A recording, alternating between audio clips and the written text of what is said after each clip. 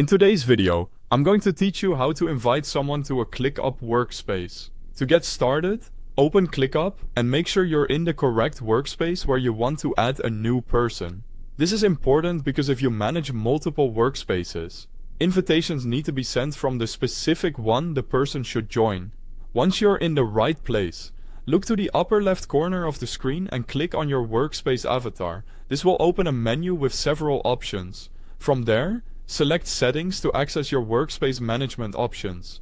Inside the Workspace Settings area, click on People.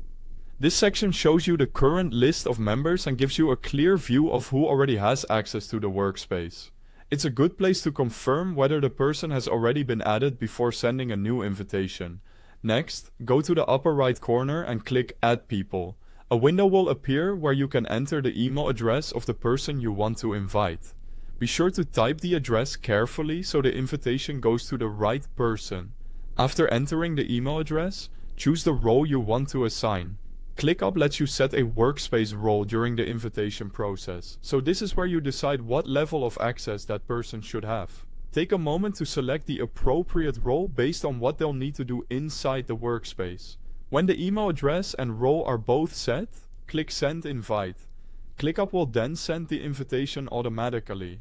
At this point, your part of the setup is mostly done, and the next action depends on the person you invited.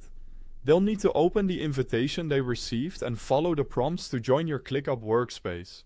Until they accept the invite and complete the join process, they may not appear as an active member yet, so keep that in mind if you're checking right away. To confirm that everything worked, return to Settings and then People in ClickUp.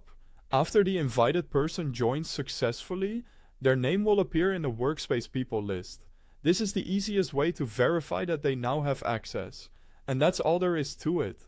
You've opened the workspace settings, invited a person, assigned their role, and confirmed their membership once they joined.